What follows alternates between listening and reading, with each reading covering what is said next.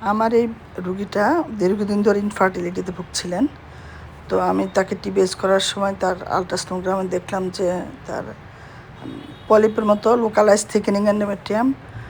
পরে আবার saline infusion sonography করলাম, সেখানেও দেখলাম এন্ডোমেট্রিয়াল পলিপ। পলিপ ভালোই বড় ছিল, বেশ বড় ছিল, এন্ডোমেট্রিয়াল ক্যাভিটি পুরোটা অকুপাই করা। পরে তাকে আমি একটা সাইকেল জিএনআরএস দিয়ে একটু ছোটো হওয়ার জন্য এখন নিয়ে আসছে। তো আজকে তার হাজব্যান্ড বিদেশ থেকে আসবে, সেজন্য তাকে অপারেশান তার আগে করতে হবে। তো উনি এসছেন, ওনার এখন এই যে পলিপ হিস্টেরোস্কোপিক পলিপেক্টমি করা হচ্ছে। আমরা এখন সিজার দিয়ে পলিপ কাটতেছি। গোড়া অলরেডি কাটা হয়ে গেছে, গোড়াটা রয়ে গেছে, সেটা আবার কাটা হবে। একটা ইন্টারনাল লসের মুখে ছিল একটা পলিপ, সেটা অলরেডি রিমুভ করেছি আমরা। এখন তার বেসটা রিমুভ করা হচ্ছে সিজার দিয়ে। দেখতে থাকুন। বেস থেকে আসলে রিমুভ করতে হয়, নাহলে আবার হয়, সেই জন্য বেস থেকে রিমুভ করা হচ্ছে। এটা রিমুভ করা, এটা ঢুকতে আমার হিস্টারস্কোপ ঢুকানো এটার জন্য ডিস্টার্ব হচ্ছিলো, সেজন্য এটা আগে রিমুভ করে নিলাম। এরপর আরেকটু উপরে এগিয়ে যাওয়ার পর দেখি আরেকটা অ্যান্টারওয়াল থেকে একটা সেসাইলে যে একটা বিশাল পলিপ, এটা অনেক বড় ছিল আগে, এখন জিএনআরএস দিয়ে ছোটো করা হচ্ছে। পুরো ইউট্রাইন ক্যাভিটিটা এই পলিপটা দিয়ে অকুপাইড ছিল। এখানে এমব্রায়ো ইমপ্লান্টেশনের কোনো স্পেসই ছিল না। সম্ভবত এই কারণে উনি কনসেপ্ট করছিলেন না।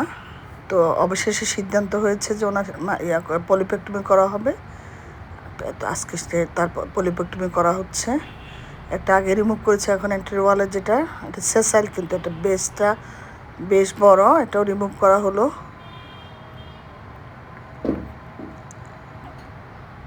বেশ বড় পলিপ, এটা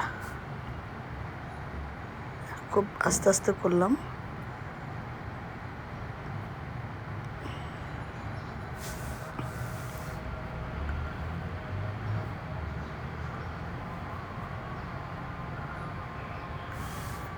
আমরা রিমুভ করলে এখন এর পরবর্তী হলো উনি পরবর্তীতে কনসেপ্ট করার জন্য ইনশাল্লাহ আর কোনো সমস্যা হবে না। এটা পলিপ রিমুভ করার পর আমি তাকে আবার ল্যাপারোস্কোপি করে টিউবগুলো চেক করে দিয়েছি, কারণ সে তো আনএক্সপেক্টেড ইনফার্টিলিটি রুগী ছিল, টিউবও সমস্যা থাকতে পারে। একটু পরে আপনাদেরকে সেটাও দেখাবো।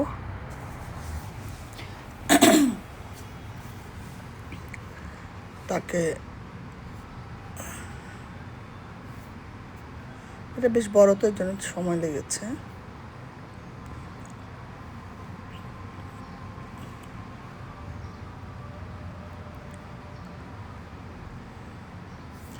অলমোস্ট আমরা করে ফেলেছি। এখন ভিতরে ঢুকলাম, অস্টিয়ামগুলি দেখা যাবে।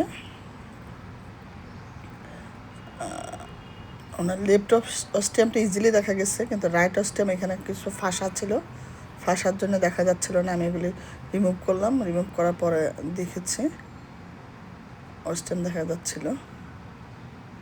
এখন ওর ল্যাপারোস্কোপি করতেছি বাইলেটারাল টিউবের অবস্থা কি দেখার জন্য।